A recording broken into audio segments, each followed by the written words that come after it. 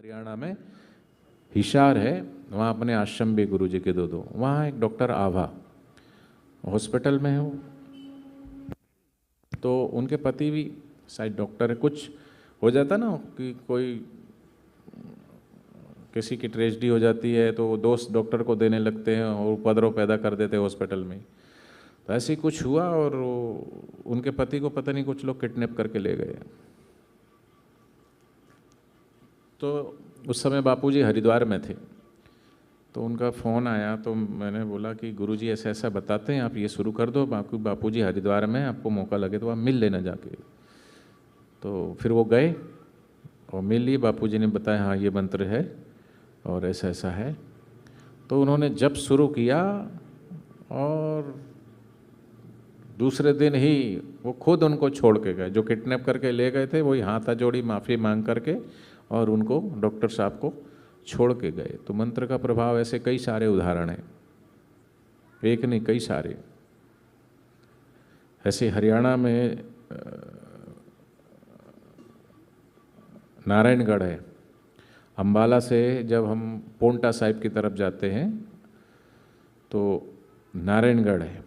तो उस नारायणगढ़ में एक अपने साधक है, आड़त का काम और वेयर हाउस क्या बोलते हैं उसको, जो चीज़ों को स्टोर करके रखते हैं ना, कोल्ड स्टोरेज, या अनाज इकट्ठा करके रखते हैं, उस तरफ से कुछ उनका काम था होलसेल का। तो एक दिन दुकान बढ़ा के वो घर गए नहीं और समय जो है हो गया था, तो धर्मपत्नी को लगा दुकान बढ़ा दिए होंगे, आए नहीं अभी तक। तो उन्होंने फ़ोन किया तो फ़ोन स्विच ऑफ जाए। नौकर को फ़ोन किया तो नौकर बोले वो तो चले गए, 9:30 बजे ही दुकान बढ़ा दिए थे। और उनकी चिंता बढ़ गई, तो बोले कहाँ गए। रिश्तेदारों में फ़ोन किया, इधर फ़ोन किया उधर फ़ोन किया, पता ही ना चले। ज्यों ज्यों रात बीते त्यों चिंता बढ़े। 2 बज गए, 3 बज गए, आखिर सुबह हो गई, कहीं अता पता नहीं चला। तो पुलिस में कंप्लेंट करवाई, नंबर ट्रेसिंग पे लगाए। फिर फ़ोन आया, बोले इतना इतना रुपया लेकर के यहाँ मिल जाना, पुलिस को साथ में मत लाना, नहीं तो हम इनको मार देंगे। और फिर सिम निकाल दी। फिर उसके बाद फिर उस जगह पर भी वो गए, लेकिन पुलिस विदाउट यूनिफॉर्म में थी, भाप गए होंगे। तो उन्होंने कहा तुम, फिर फ़ोन आया, बोले तुम पुलिस को लेके आए हो, अब तुमको हम बताएंगे। अब पता ही न चले कुछ, फ़ोन स्विच ऑफ। तो उनके रिश्तेदार राजस्थान में भिवाड़ी है, भिवानी तो हरियाणा में, भिवाड़ी राजस्थान में। तो उनका मेरे पास फ़ोन आया, बोले भाई जी हमारे रिश्तेदार हैं और उनके साथ ऐसा ऐसा हो गया है और कुछ समझ नहीं आ रहा है, तो हमको बापूजी से मिलना है। बापूजी कहाँ हैं इस समय? मैंने कहा बापूजी तो अहमदाबाद में हैं। तो वो बाय एयर अहमदाबाद पहुँच गए। अहमदाबाद गए तो व्यासपीठ पर उनकी मुलाकात हो गई बापूजी से और सारा वृत्तांत बापूजी से सुनाया कि ऐसे ऐसे फिरौती मांग रहे हैं और पता भी नहीं चल रहा कहाँ लेके गए क्या। बोले चिंता मत करो, ये मंत्र लो और घर फ़ोन करके बोल दो तुम काहे से आए हो। बोले जी बाय एयर। जाओगे कैसे? बोले बाय ट्रेन जाएंगे। कब जाना? बोले आज शाम की ट्रेन है।